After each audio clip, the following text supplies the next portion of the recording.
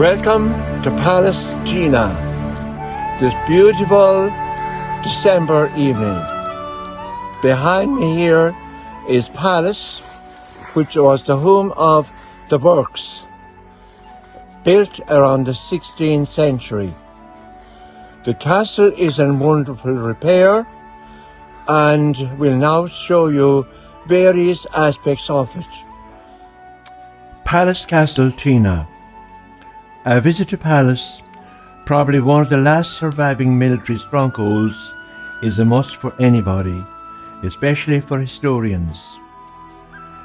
Pallas, or military keep, is built on a slightly elevated ground and commands a substantial view of the Tina hinterland.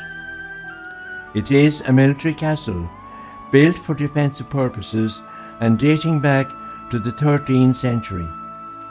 The de Burgo crossed the Shannon in the mid-13th century, a warlike race, well versed in the art of fighting and conquest. They conquered the neighbouring clans of East Galway and routed Irish families such as the O'Maddens, O'Shaughnessy's and O'Kellys. Initially, Loughrea was centre of de Burgo activity, but as time went on, he gave the conquered lands of Tina to his son Richard. Richard then got Pallas Keep built, consisting of 5 stories in height and commanding perfect views of the surrounding area. Not alone that, but it had a ditch and a drawbridge for further protection.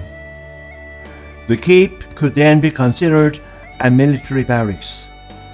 The dispossessed landowners saw the futility and difficulty in approaching and attacking the castle unawares, as a result of the slightly elevated site, and furthermore, it was protected by a ditch and drawbridge. The dispossessed clans, determined to regain their lands, were easily outnumbered. Visible on approach and lacking in weapons that might dislodge the oppressors, the protective walls and towers are still in position and as defensive as they were 5 centuries ago. Now here we are in the Bone, and round the Bone is the fortified wall, as you notice, in excellent condition, and then the tower itself straight there in front of us, standing just as it stood in the 16th century. The new occupants of the land of Tina were the de Burgos until the arrival of Oliver Cromwell in 1649. Then Pallas and adjoining lands were donated to the Nugents of Westmeath.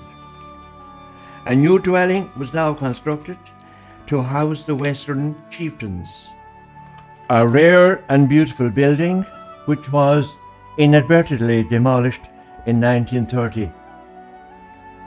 After Oliver Cromwell's assassination, their lands in Westmeath were restored to their former owners, the Nugents.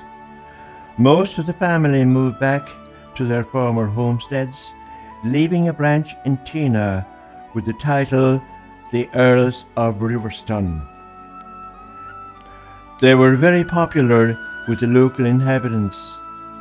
Being Catholic, a special coach house was built for them beside the church in Tina, and the Nugent family granted the site for the first primary school in Tina, which opened in 1845.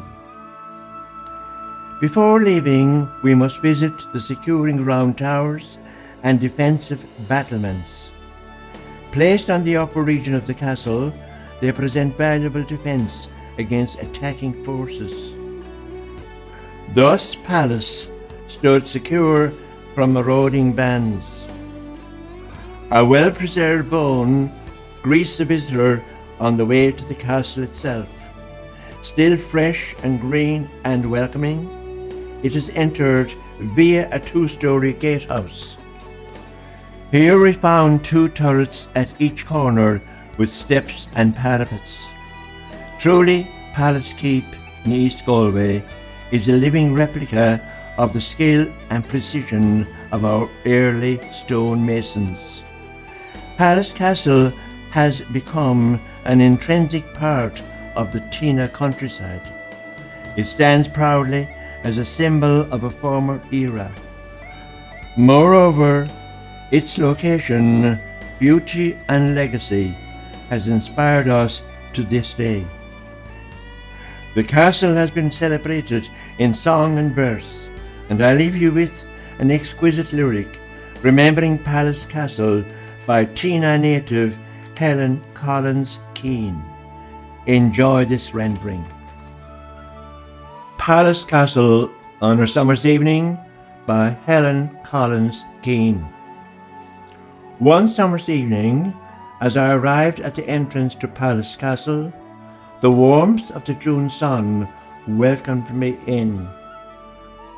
I thought to myself, if only those walls could speak, volumes of unwrapped history would unfold, but all was silent.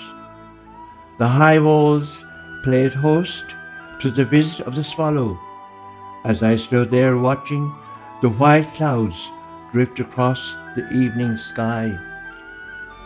A single tree had grown and peeped in over a corner, as if to see that all was as it should be. Close by, an aging woodland gazed at the unchanging feature, as itself was slowly being smothered by purple rhododendron. Its neighbouring garden, many years ago, brimful with fruit, was now overgrown with scorching nettles and had lost its beauty to time. A giant crater marked the place where once stood a beautiful mansion, and was no more but a memory to those who were lucky enough to remember it. The pleasure grounds, once decked with precious profusions of flowers, was presently like any other field, common and green. I turned away, leaving an enormous beauty lost, and the lonesome tone of a cuckoo's cry as the sun disappeared behind the barn wall.